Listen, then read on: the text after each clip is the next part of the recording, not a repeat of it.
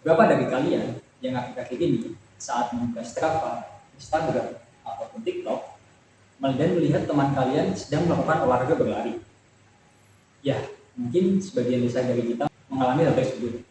Sekarang, berapa dari kalian yang setelah melihat foto atau video itu, tiba-tiba merasa, ternyata kayaknya aku harus ikutan lagi nih, atau lebih parahnya, merasa tertinggal kalau kalian tidak melakukan hal itu.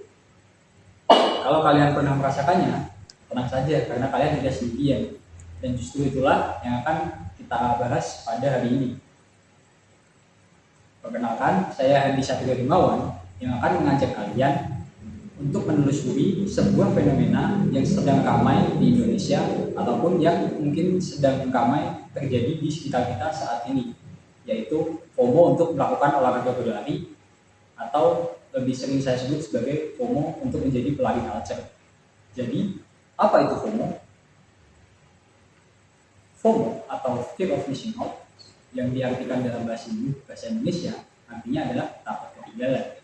Istilah ini muncul pertama kali di hasil penelitian dari Oxford University tahun 2013. FOMO didefinisikan sebagai kecemasan sosial yang muncul ketika seseorang merasa orang lain sedang memiliki pengalaman yang menyenangkan tanpa dirinya.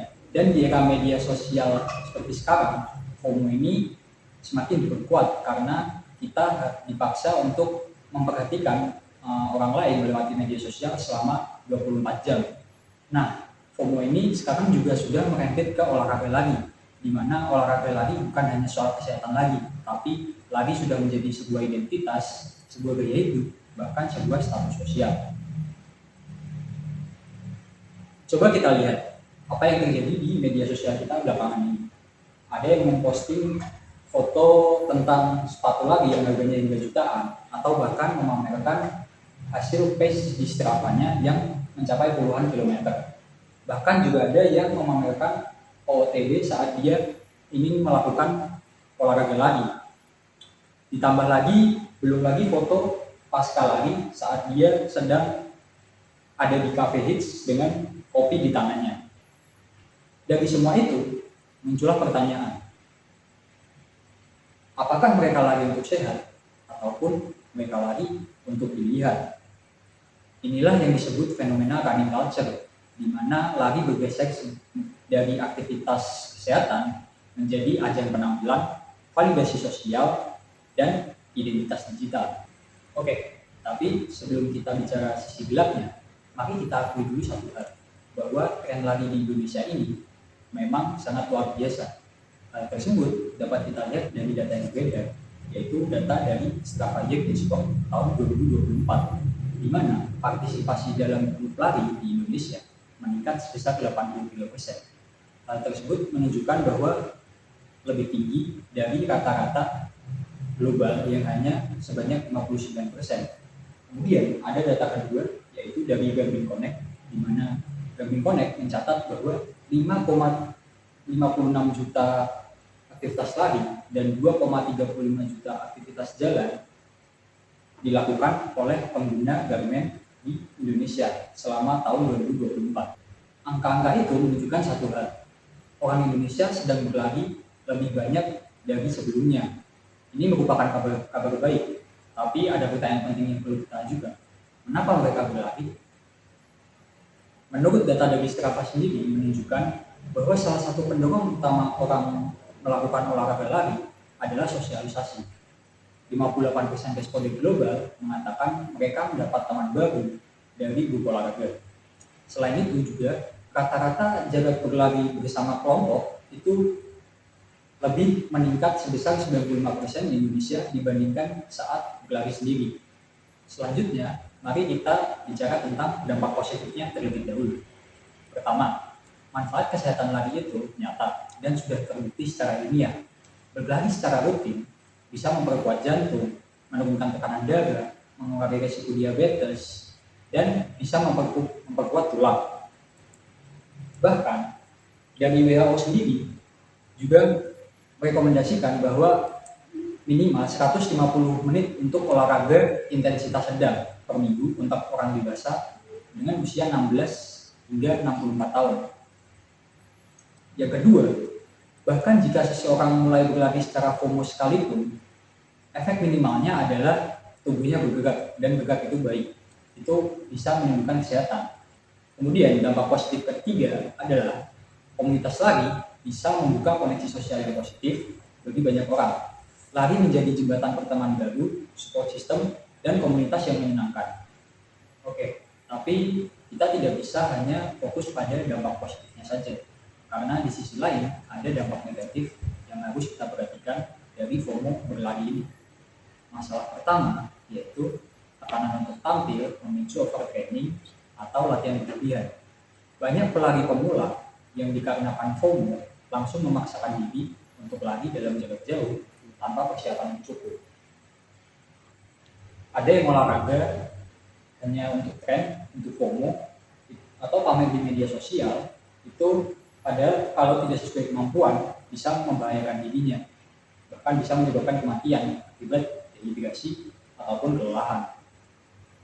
Kemudian masalah kedua adalah validasi media sosial yang menggantikan tujuan asli dari lari itu sendiri. Ketika tujuan berlari bukan lari kesehatan, tapi untuk likes dan followers, berarti ada yang salah dengan motivasinya. Dari hal itu dapat menimbulkan sebuah fenomena yang mungkin absurd tapi nyata adanya, yaitu joki Strava. Ya, ada orang yang menyewa jasa orang lain untuk berlari memakai akun Strava-nya, dan supaya terlihat aktif dan fit, tapi sebenarnya dia tidak melakukan olahraga lari itu. Masalah ketiga adalah tekanan finansial, di mana tren perlengkapan lari menjadi beban tersendiri. Sepatu dengan harga yang mencapai jutaan rupiah, compression berbranded, dan harga tiket lomba yang mungkin tidak murah dianggap wajib untuk menjadi bagian komunitas lari. Sehingga hal ini menyebabkan populasi kelas menengah di Indonesia itu mengalami penyusutan. Menurut data pada 2019, kelompok kategori ini itu masih sebesar 21,45% dari total penduduk Indonesia. Tapi pada akhir-akhir ini jumlahnya hanya tinggal 17,44%. Kenapa demikian? Hal itu disebabkan karena pengeluaran masyarakat kelas menengah yang diakibatkan FOMO itu diprioritaskan pada konsumsi pemenuhan gaya hidup dibandingkan dengan kebutuhan primer seperti pendidikan. Nah, setelah memahami dampak positif dan dampak negatifnya, jadi apa yang bisa kita lakukan? Di sini saya ingin memberikan 3 poin yang penting untuk kita pahami secara bersama di hari ini.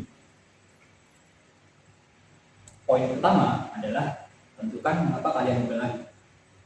Sebelum kita memakai sepatu, tanyakan apakah ini untuk jantungku, untuk pikiranku yang butuh udara segar, untuk waktu sendirian yang berkualitas, atau untuk bersama teman. Semua alasan itu valid, tapi pastikan kita yang memilihnya, bukan karena tekanan sosial. Kemudian, poin kedua adalah hormati tubuh kalian. Lari adalah olahraga yang memiliki high impact, yang berarti progres yang baik adalah progres yang bertahap. Para ahli juga menyarankan untuk tidak meningkatkan volume latihan lebih dari 10% per minggu. 1 maraton dalam setahun itu lebih baik daripada 5 maraton yang dipaksakan. Kemudian, poin ketiga adalah nikmati prosesnya dan bukan hanya hasilnya. Lari itu indah, ritme langkah kaki, napas yang teratur, matahari terik di pagi hari. Itu semua adalah hadiah yang tidak akan tertangkap kamera, tapi nilainya jauh lebih nyata dari ribuan likes ataupun followers yang kita dapatkan di media sosial. Jadi, running culture itu bukan musuh. Tren lari ini, FOMO-nya, komunitasnya, semua bisa jadi titik awal yang luar biasa untuk gaya hidup yang sehat. Yang perlu kita jaga adalah bahwa lari tetap menjadi milik kita, bukan milik timeline Instagram kita, ataupun bukan milik leaderboard Strava kita, apalagi milik ekspektasi orang lain. Maka dari itu, saya ingin meninggalkan satu pesan penting yang bisa kalian ingat pada hari ini, yaitu berlarilah karena kakimu ingin melangkah, tapi bukan karena media sosialmu memintamu untuk melakukan itu. Karena pada akhirnya, yang menghitung adalah bukan jumlah kilometer di Stravamu, yang menghitung adalah seberapa baik tubuhmu terasa, seberapa jernih pikiranmu, dan seberapa bahagia hatimu setiap kali memasang sepatu lari. Mungkin sekian yang dapat saya sampaikan. Terima kasih untuk teman-teman yang sudah mendengarkan sampai akhir. Wassalamualaikum warahmatullahi wabarakatuh.